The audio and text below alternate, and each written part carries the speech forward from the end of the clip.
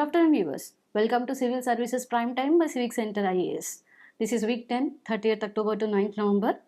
Today subject is Miscellaneous Current Affairs and total topics in brief are totally 6 and the topic of importance is International Day of Biosphere Reserves. So the miscellaneous topics of the week are, the first one is National Beekeeping and Honey Mission. Second one is ICC Women's Cricket World Cup 2025. The third one is the personality in news, Rashtrakavi Ramdhari Singh Dinkar. And the fourth one is Bharat Ratna Dr. Bhupen Hazarika National Awards. And the fifth one is UNEP Adaptation Gap Report 2025. The topic of the importance of the week is International Day of Biosphere Reserves 2025. So coming to the first topic, that is scheme, National Beekeeping and Honey Mission, NBHM. It is recently in this context because recently in the news because India exported around 1.7 lakh metric tons of natural honey. So India total 1.7 lakh metric tons ni natural honey ni export chesindi, worth around US dollars of 177.55 million in the financial years of 2023 to 24. It is now, that is India is now the second largest exporter of honey globally, up from the 9th rank in 2020. అంటే 2020 compare చేస్తే 2023-24 కి at ప్రస్తుతానికి మన India second largest exporter of హనీగా ఉంది. So coming to the national bee board, it was established in July 19, 2000. It is reconstituted in 2006 under the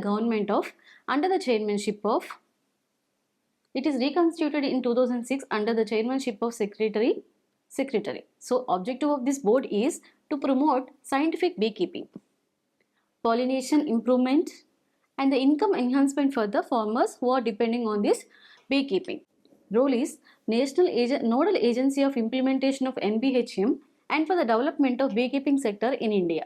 So the main role is to support as nodal agency for the implementation of this National Beekeeping and Honey Mission and for the development of beekeeping sector in India. So coming to the details of this mission, it is a central sector scheme. So totally it was funded by the central government. So implementing agencies, as already we mentioned, it is National Bee Board. It was launched in 2020 to 21 financial year under Atmanirbhar Bharat Abhiyan. So the total budget of this mission is 500 crores. So that is from 2020 to 23.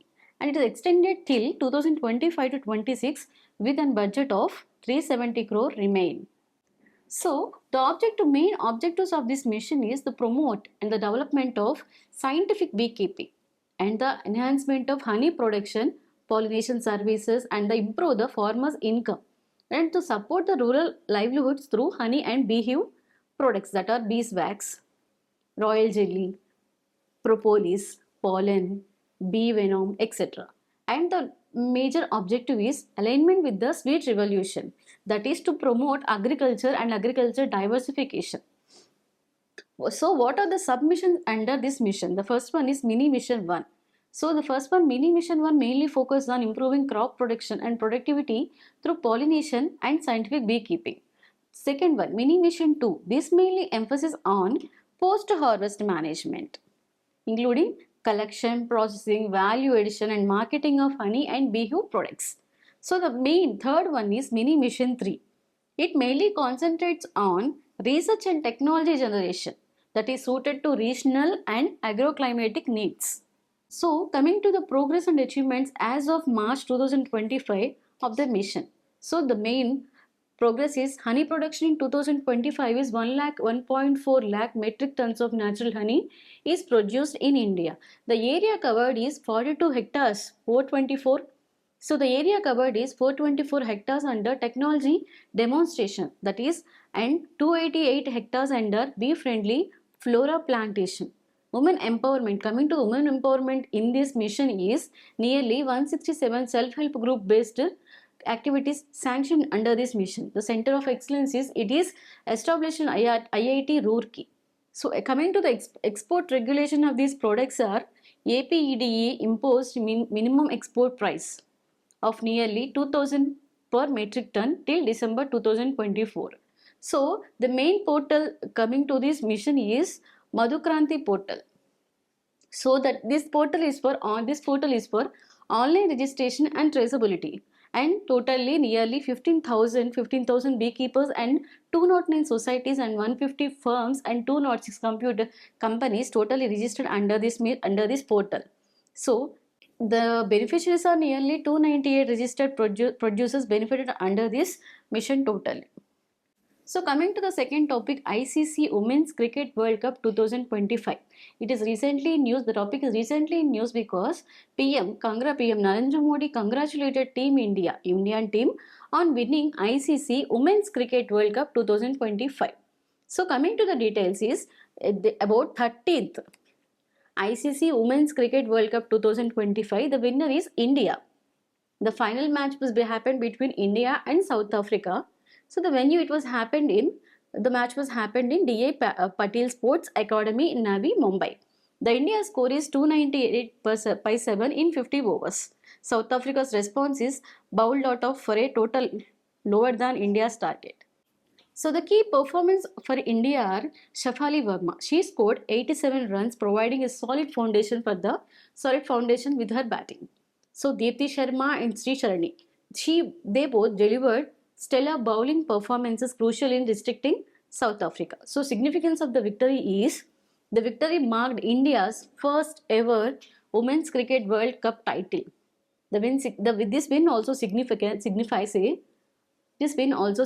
a monumental achievement for India's women's cricket, contributing to the growth and popularity of the sport in India and globally, mainly for the women and girls. India's historic win is expected to inspire future generations of cricketers both in India and across the world. So, coming to the winners of the last 4 editions, that is in 2025 the winner is India, and 2022 the winner is Australia, the 2017 the winner is England, and 2013 the winner is again Australia.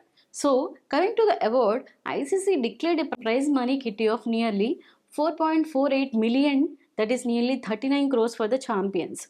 The BCCI, the Board of Control for Cricket in India announced a cash reward of 51 crore for the Indian women's team after their win. So coming to the details of ICC, that is International Cricket Council. It is the global governing body for the cricket. It is responsible for mainly organizing major tournaments like Cricket World Cup, setting rules and standards, and promoting game cricket worldwide. So it was founded in 1909 as the Imperial Cricket Conference. It has now over 100 member countries and it is headquartered in Dubai, UAE. The ICC oversees the professional conduct of players through its code of conduct and works to protect the integrity of the sport. So coming to the membership of the ICC, it has 2 membership categories which are as follows.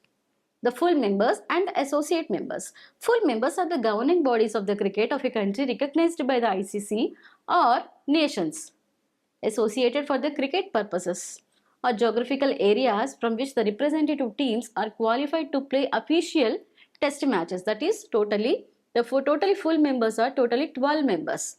So coming to the associate members, these members are the governing bodies of cricket of a country. These are also recognized by the ICC or the countries associated for cricket purposes or geographical areas which does not qualify as a full member of the ICC, but where the cricket is firmly established and organized. So there are nearly 94 associate members in the ICC and 12 full members in the ICC. So coming to the third topic, Rashtrakavi Ramdhari Singh Dinkar. This personality is recently in news because the Prime Minister placed tributes to the Rashtrakavi Ramdhari Singh Dinkar in Patna. So coming to the details of this personality, he was born on 23rd September 1908 in Begusarai in Bihar. His pen name is Dinkar, revered as Rashtrakavi, national poet due to his nationalistic poetry. So literary contributions of him is he is known for his heroic and poetic poems under the genre of Veer Rasa, that is heroism and courage. His awards, coming to the details of his awards, is his work brought him numerous awards and accolades like the Padma Bhushan in 1959 and Sahitya Academy in 1959 and Gnanpith Award in 1972. So, coming to the education details, so he graduated from Patna University, studied political science, history, and philosophy, which shaped his nationalistic ideology. So, academic positions he held are he worked as the head of the Department of Hindi at Muzaffar College and late Vice Chancellor of Bhagalpur University. So, literary influence is he influenced by poets like Iqbal, Tagore, Keats, and Milton, and translated Rabindranath Tagore's work from Bengali to Hindi. So, his role in so coming to the role of Ramdhari Singh Dinkar in India's freedom struggle. He nationalism through poetry. First one is nationalism to poetry. Dinkar poems were a powerful force in India's freedom movement, embodying both patriotism and courage among the freedom fighters. So, involvement in protest. He participated in protest without the British government. So, involvement in protest. He participated in protest against the so coming to the second one, involvement in the protest. He participated in protest against the British government, including the Simon Commission protest with Mahatma Gandhi. So, library pseudonym, that is, to avoid the arrest by British authorities, Dinkam published works under the name of Amitabh, including the poem on Jatin Das martyrdom. So, coming to the fourth topic, Bharat Ratna Dr. Bhupen Hazarika National Awards. So, he is the person, he is the one. So, he is the Dr. Bhupen Hazarika. So, it is recent. The award is recently in news because the Union Minister confers Bharat Ratna Dr. Bhupen J. Hazarika National Award celebrating cultural harmony in Bhupen Das centenary year. So, coming to the details of the award, this award was instituted in 2002 by Sharath, a Pune-based social and cultural organization working in India borders and conflicted area regions like Assam, Manipur, Punjab, and Kashmir. It is mainly conferred annually on individuals from Northeast who have achieved distinction at national level in various fields.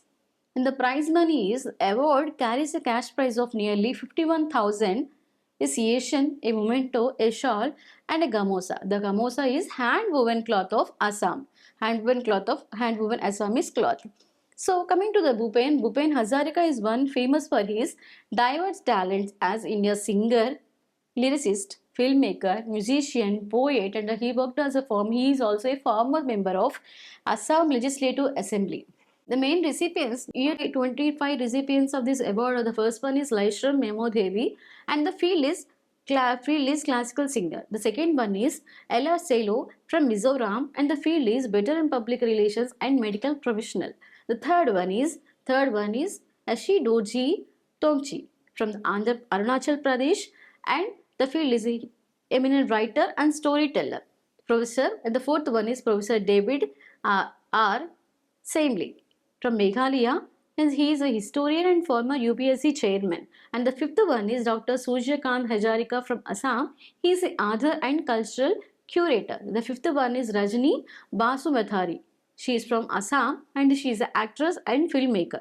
Hello everyone. As you all know, Civil Services Prime Time is one of its kind initiative where we are teaching the students current affairs related to that particular subject one day at a time. అంటే ఒక వారంలో జరిగిన current affairs అన్ని ఒక subject కి సంబంధించి మేము ఒక రోజులో చెప్తున్నాం. So this is all because of the reverse engineering technique. Because మీరు ప్రతి వీడియో చూసినట్టయితే ఎండ్ లో ప్రీవియస్ ఇయర్ క్వశ్చన్స్ ప్రిలిమ్స్ చేస్తున్నాము, అలాగే ఒక క్వశ్చన్ మెయిన్స్ చేస్తాం. So in order to get daily updates at 7 o'clock sharp as we are doing it, subscribe చేసుకోండి, అలాగే bell కూడా click చేయండి so that 7 o'clock కి మీకు immediate గా notification వస్తుంది. So coming to the fifth topic, UNEP Adaptation Gap Report 2025.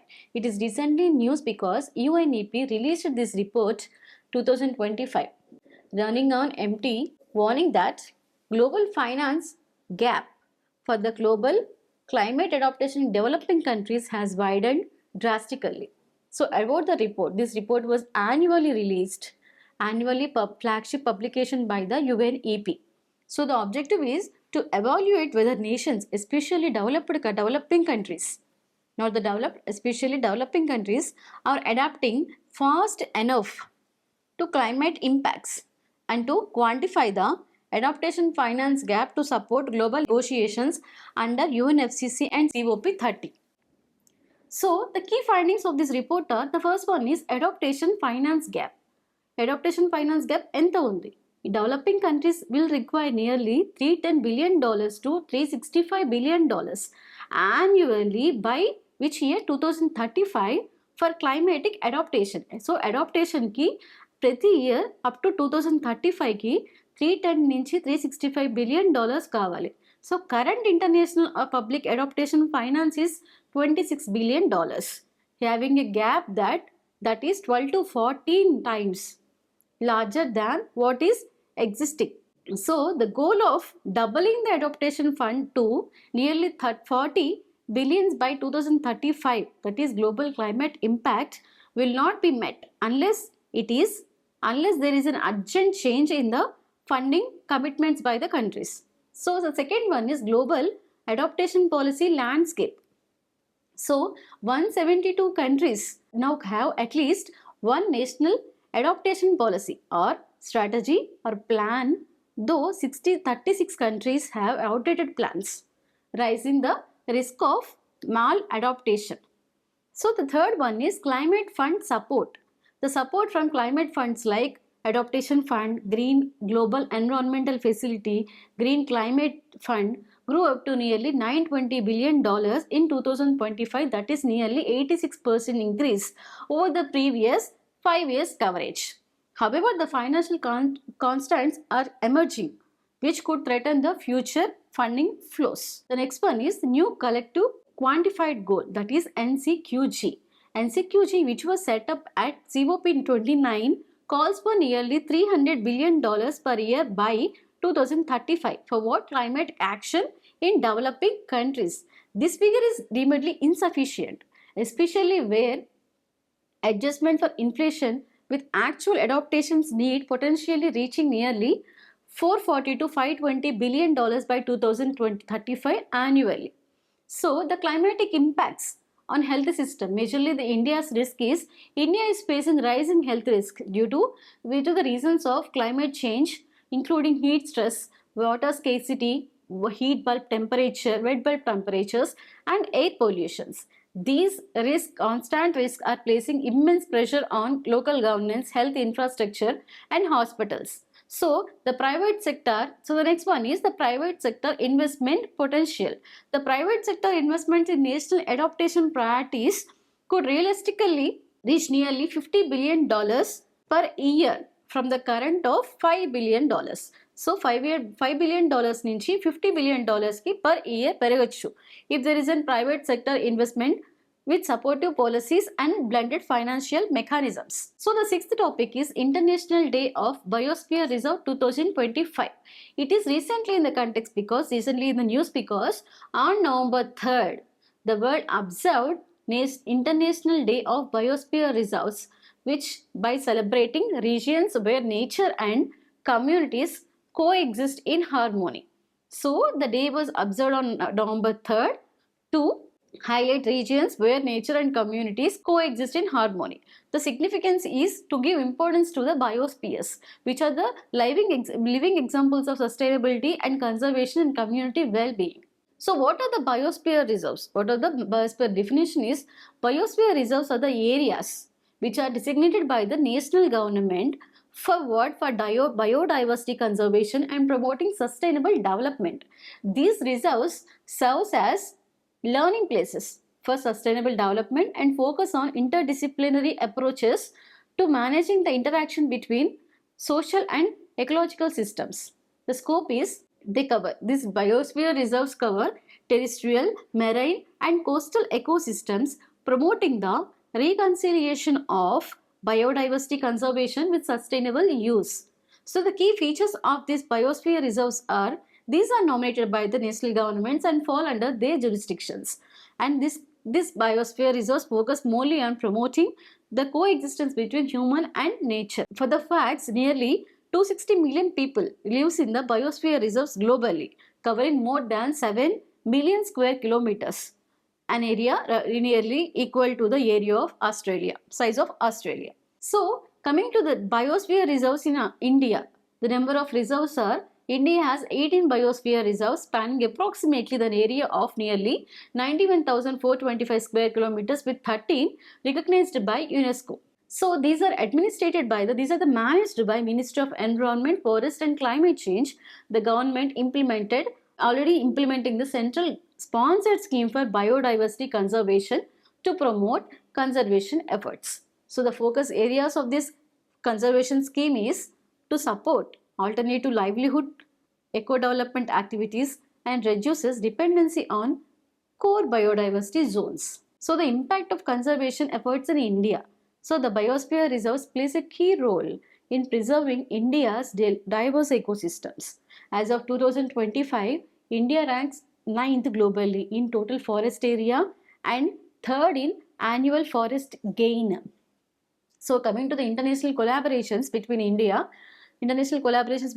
India Biosphere Reserves complement national initiatives such as Project Tiger, Project Elephant and Green India Mission to create an integrated conservation framework. So the national schemes which are complementing the biosphere reserves. The first one is Project Tiger. This was established in 1973 with an aim of focusing on conservation tigers and their habitats through dedicated reserves. The second one is Project Elephant, aimed at ensuring long-term survival of elephants and focusing on their habitat protection and human-elephant conflict resolutions. The third one is Integrated Development of Wildlife Habitats, IDWH. This IDWH mainly provides financial supports and technical assistance for wildlife conservation. The fourth one is National Biodiversity Action Plan. This plan focuses on regulates access to the India's biological resources and traditional knowledge. The fifth one is Green India Mission. This mission aims to protect and enhance India's forest cover and tackle climate change and improve biodiversity. So the main thing is UNESCO's Man and Biosphere program. This program promotes international cooperation through which one? World Network of Biosphere Reserves, WNBR, focus on sustainable development, environmental conservation and climate change resilience. The major objectives of this program are, the first one is to understand the impact of human and natural activities on ecosystems and biodiversity. Human activities కానీ natural activities కానీ ecosystem మీద biodiversity మీద ఎలాంటి impact చూపిస్తున్నాయి అన్నది తెలుసుకోవడమే understand చేసుకోవడమే first objective. అలానే second one is to ensure sustainable livelihoods and improve human welfare in the face of urbanisation and climate change. Urbanisation పెరుగుతుంది, అలానే క్లైమేట్ చేంజ్ పెరుగుతుంది. అట్ ద టైంలో ensure the livelihood, sustainable livelihoods for the people and improve the human welfare. The third one is knowledge sharing, facilitate the exchange of environmental knowledge between the people to people and the environmental knowledge between the one country to other country, and foster environmental education for sustainable development. So coming to the prelims previous year questions. The first question, consider the following statements in respect of ICC World Test Championship. The first statement is, the finalists were decided by the number of matches they won. The countries won. The second statement is, New Zealand was ranked ahead of England because it won more matches than England. Which of the above statements are correct? The first option is 1 only, 2 only, both 1 and 2, neither 1 nor 2. So the correct option is D. So coming to the explanations of this question, the statement 1, the finalists were decided by the number of matches they won. So the finalists of the ICC World Test Championship WTC 2019 to 2021 were not determined based on solely on the number of matches their countries won. Instead, the finalists were decided based on the percentage of points, that is PCT, earned out of total available points. This system was introduced to account the fact that different teams played different number of matches, especially because the COVID-19 impacted the COVID-19 pandemic disturbed the schedule of ICC Championship. The two finalists were India and New Zealand, with India finishing first and New Zealand second in terms of VCT, and statement 1 is incorrect. The second statement, New Zealand has ranked ahead of England because it won more matches than the England. While New Zealand finished second in World TCT point table, it did not do so by winning the more matches than England. England played 11 matches in the WTC cycle with winning 7 matches, while England played 21 matches and won 11. Despite winning more matches, the PCT of the was lower than when compared to the New Zealand. So New Zealand has PCT of 70%, which allowed it rank ahead of England, which had a PCT of nearly 61.4%. So New Zealand has more PCT when compared to the England. That's why it got the. So hence the second statement is incorrect. So the second question, out of all the biospheres in India, 4 have been recognized on the World Network by UNESCO. Which one of the following is not one of them? The first one is Gulf of Mannar, Kanchenjunga, Nanda Devi and Sundarbans. So out of the 4 options, Kanchenjunga biosphere is not part of UNESCO's World Network of Biospheres. Here is why. The first one, Gulf of Mannar Bioreserve recognized by the UNESCO in 2001 for its rich marine biodiversity including coral reefs and mangroves. The second one is Nanda Devi. Nanda Devi Biosphere. This was recognized by UNESCO in 2004 for its alpine reserves, alpine meadows, glaciers and rare species in Uttarakhand. And the third one is Sundarbans Biosphere Reserve. This was designated by the UNESCO in 1989, known for its mangroves ecosystem and the Royal Bengal tiger. The fourth one is Kanchenjunga Biosphere Reserve.